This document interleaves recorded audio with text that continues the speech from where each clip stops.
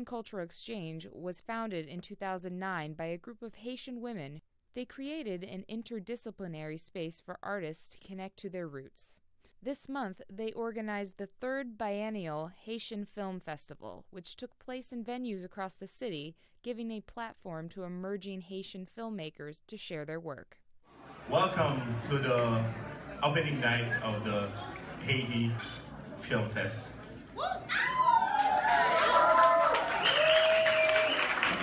That's the third year we're doing this, and thanks to Haiti Cultural Exchange. Hello, Regine.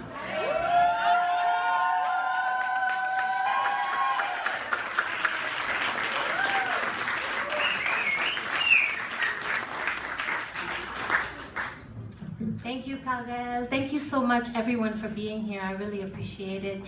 Haiti Cultural Exchange appreciates it. All of our filmmakers appreciate it. So thank you once again for being here for our film festival opening night. Haiti Cultural Exchange was founded in 2009 by 7 Haitian American women who really felt that there was a void in the community in terms of representing the arts and the culture under one big umbrella.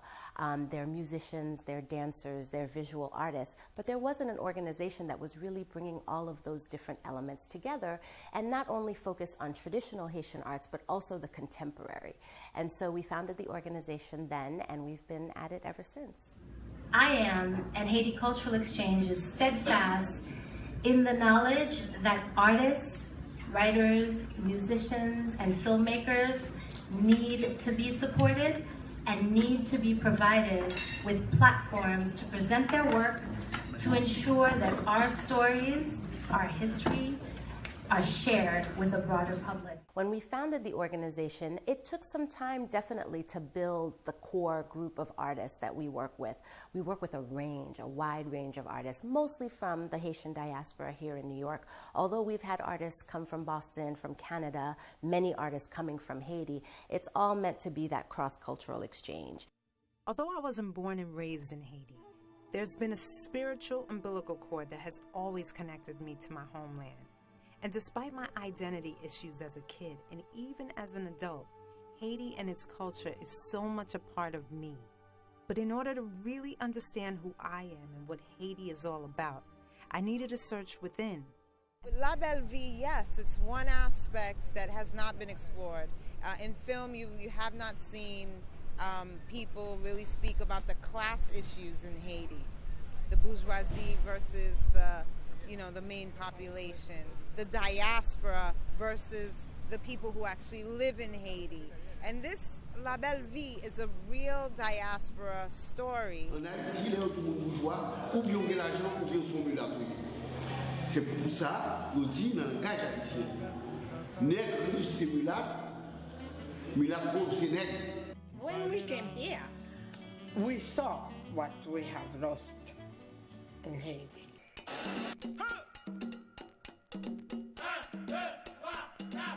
For so long here in the States, I tried to fight with myself in terms of being comfortable and having this certain pride, saying that I was Haitian to the world, right? But then once I got past that and I was completely confident, I'm Haitian and I'm so proud, I get to Haiti and they say, ou blanc, which means literally, the literal translation is that you're white. Can you imagine after fighting here in the States, being finally proud of who I am, and then going to Haiti and saying that I'm a blanc, especially coming from Harlem, the most black neighborhood in the world recognized for its history and historical relevance, going to Haiti now saying that I'm blanc. I was like, oh, who you calling blanc? And they're like, no. It's not a color thing. You're a foreigner. Gros problème, oui. A dit moi, même c'est blanc.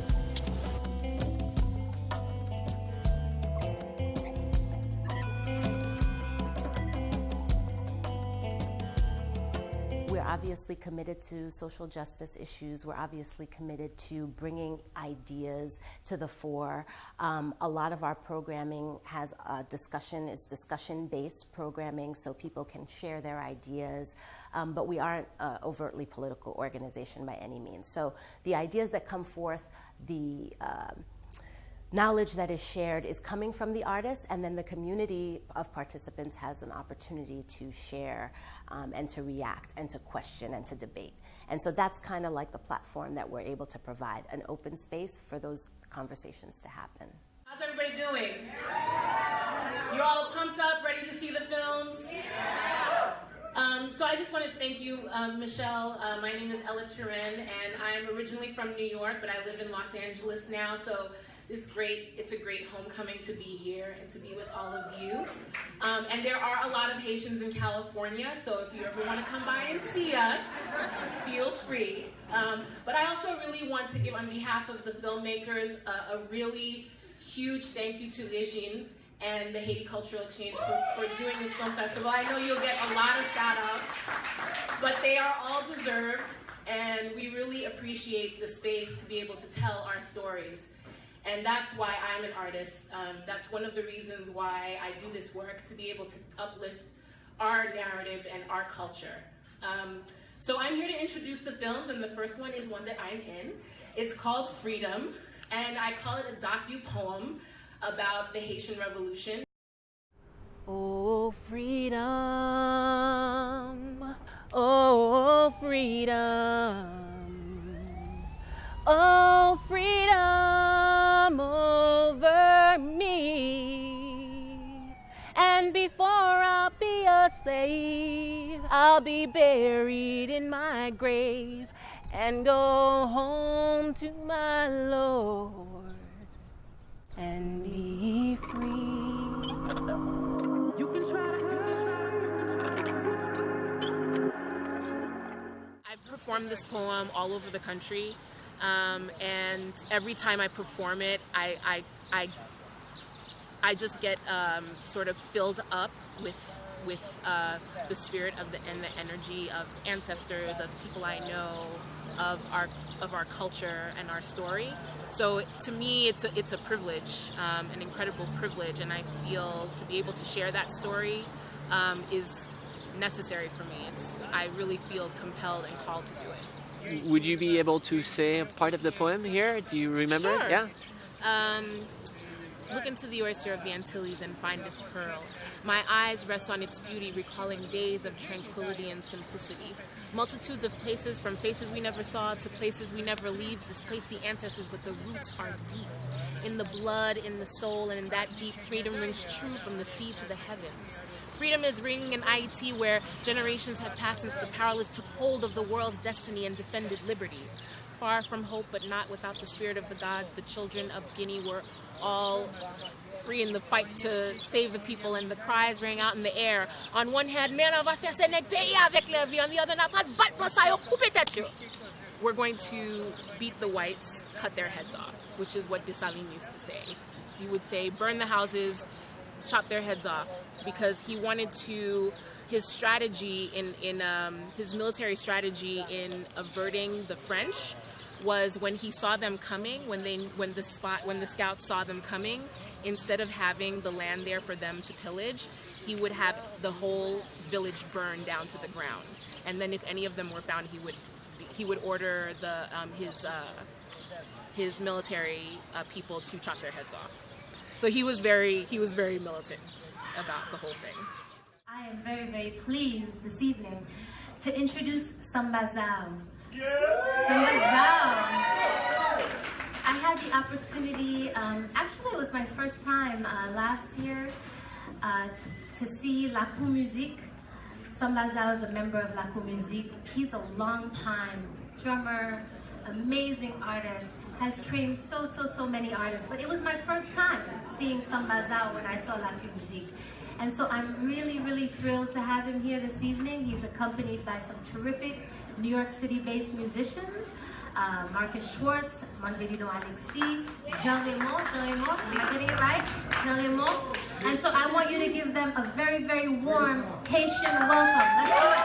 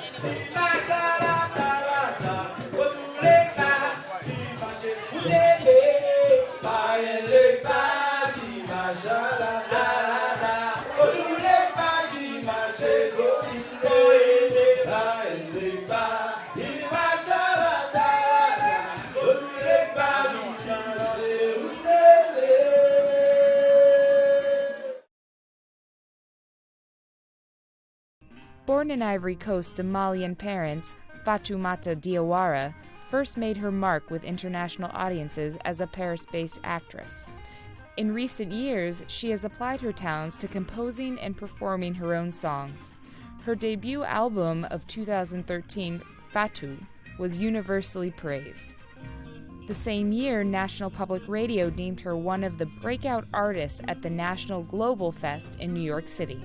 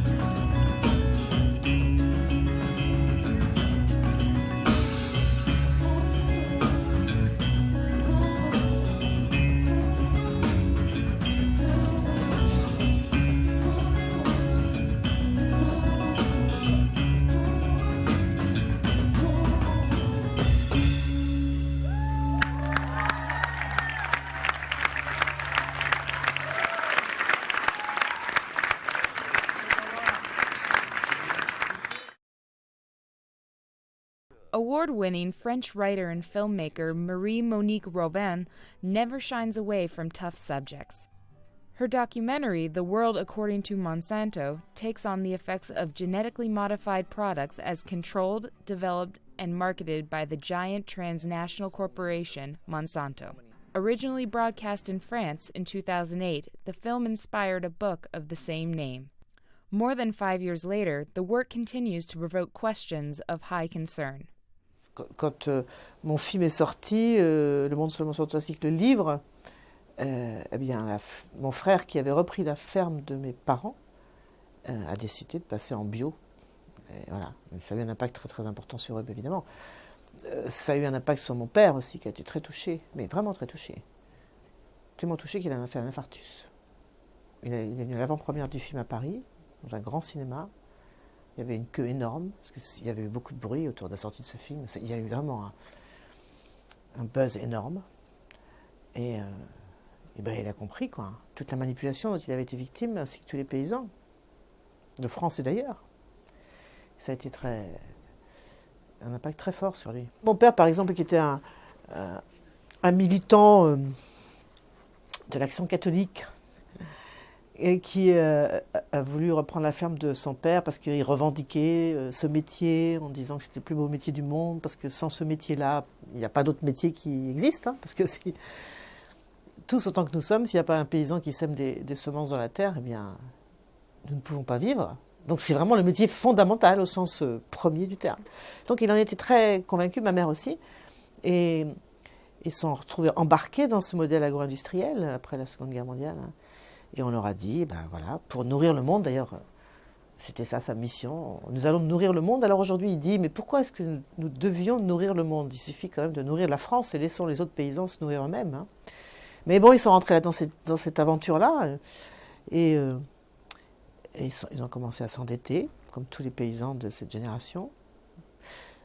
Moi, j'ai appris que mon grand-père n'avait jamais eu un centime d'emprunt. Ça n'existait pas sur les fermes. On était autonomes avant, on était autosuffisants. Hein. Donc, ils sont mis à s'endetter pour avoir des gros tracteurs, des machines, des engrais, des machins, etc., etc. Mais à aucun moment, ils ne pouvaient évidemment se douter que les produits chimiques qu'ils mettaient dans leurs champs étaient très dangereux. C'est ça qui a fait le choc de mon père quand il a vu le film, parce qu'il s'est rendu compte à quel point... Moi, je dis toujours que ces paysans, c'est les premières victimes de ce modèle. Je suis formel, nourrir 9 milliards de personnes en 2050, même un peu plus, et qui est prévu avec une agriculture sans pesticides, c'est absolument possible. Il faut changer de cap. Les recettes anciennes ne valent plus aujourd'hui. The disadvantage of monoculture, of course, is that if you try to grow corn, you have to use so many herbicides and so many insecticides that it's bad for the environment. Bon, l'idée qu'il y a derrière tout ça, c'est un modèle agro-industriel qui, soi-disant, est censé obtenir des rendements plus importants et donc nourrir le monde. Bon, sauf que moi, j'ai fait aussi un nouveau film qui s'appelle Les Moissons du futur, où je montre comment, en fait, non seulement on n'est pas parvenu à nourrir le monde, parce qu'il faut quand même le dire.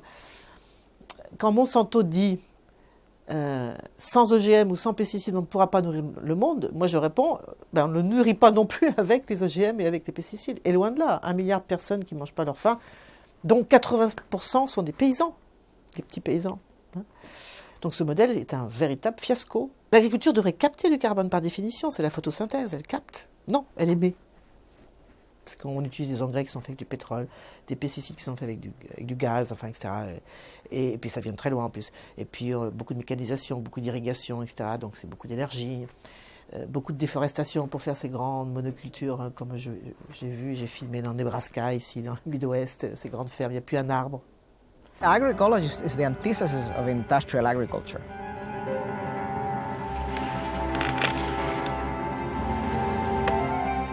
Pamene zakhala zaka tikuchita ujeni girisidi ya wathuyo ayi tikusimba lokoma dothendera bwino ng'amba ikubwera apa chimanga mukuchiona mene chililimo. Humus, der Boden ist der Schlüssel. Das 20. Jahrhundert war das Jahrhundert der Chemie in der Landwirtschaft, zumindest, wahrscheinlich auch noch darüber hinaus. Das 21. Jahrhundert ist definitiv das Jahrhundert der Biologie. Les OGM sont arrosés de Roundup. Le Roundup est un produit cancérigène. Non seulement un produit cancérigène, mais aussi un produit qu'on considère comme un perturbateur endocrinien. C'est une hormone de synthèse qui, à de très faibles doses, a des effets terribles sur les fœtus, notamment. Voilà, donc c'est de l'empoisonnement. C'est de l'empoisonnement, évidemment.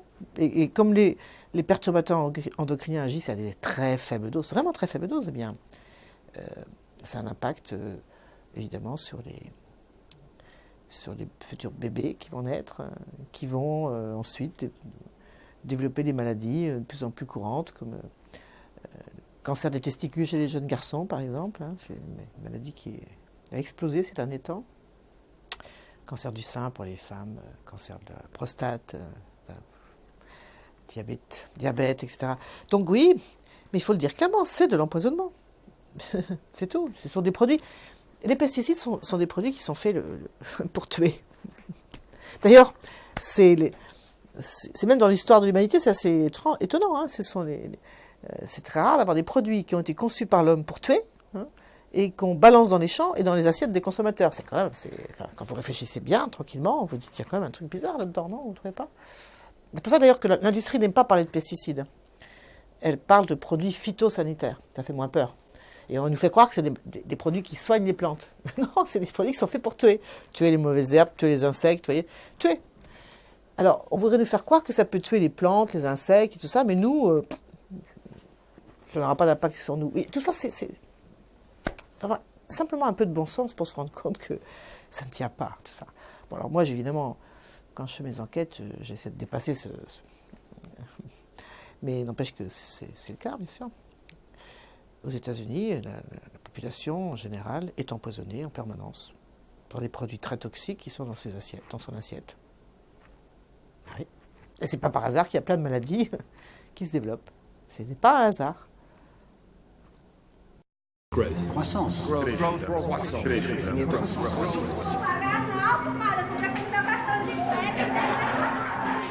The simple assumption that more equals better is simply wrong. And it's time to concentrate on the better. Il nous manque 1 point de croissance pour que l'avenir redevienne une promesse. That economic growth is the solution, not the problem. Celui qui pense qu'une croissance exponentielle infinie est possible dans un monde fini est soit un fou, soit un économiste. Le problème principal avec le modèle agro-industriel, c'est qu'en fait, il nous a rendus extrêmement vulnérables. Bon, d'abord parce que pour produire des aliments dans un modèle agro-industriel, il faut du pétrole, il faut du gaz, et ça, il y en a de moins en moins. Les réserves sont en train de s'épuiser. Ce qui fait que, contrairement à ce qu'on pense, nous avons perdu, donc, la plupart des pays, y compris les pays développés, une grande partie de leur souveraineté alimentaire, complètement. C'est le cas en France, c'est le cas, y compris aux États-Unis, vous savez très bien. Hein, la plupart des aliments consommés ici viennent du Mexique, viennent de très loin. Donc, ça fait une très grande vulnérabilité. On estime que l'autonomie alimentaire des villes est de 3 jours. Donc, c'est-à-dire que s'il y a problème de pétrole, vous voyez, n'importe quoi, ou alors un énorme événement climatique qui va perturber l'acheminement des aliments, etc., eh bien, il n'y a plus à manger dans les villes. Et là, je ne parle pas de l'Afrique, je parle de New York ou de Paris.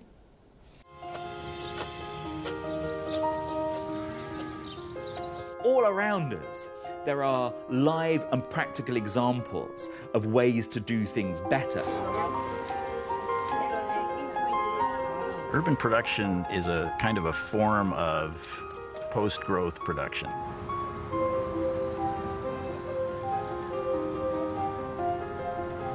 I mean, we're facing huge problems. The era of truly cheap energy is definitely over.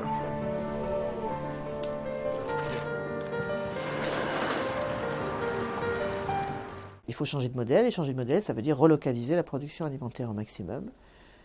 D'où, donc évidemment, ça veut dire l'agriculture biologique, hein, parce que c'est se débarrasser de la dépendance au pétrole et au gaz, donc c'est de l'agriculture biologique, de proximité, et ça c'est un mouvement extrêmement important, y compris ici à New York, donc l'agriculture urbaine, et c'est assez fantastique d'ailleurs. Partout dans le monde, il y a des gens qui se mettent à produire des aliments comme moi je l'ai montré à Toronto, un ancien trader de la bourse de New York qui plaque tout et qui va à Toronto, crée une coopérative d'aliments bio et qui dit qu'il est 1000 fois plus heureux qu'avant. Donc ça c'est quand même une très bonne nouvelle, vous voyez. En plus, il est très heureux. Et ça, je peux vous dire qu'il l'est, hein, parce que franchement, c'est même contagieux. Hein. Donc, et il dit très clairement aussi que l'argent, ça ne se mange pas, puis il a raison, ça ne se mange pas et c'est pas très bon pour la santé.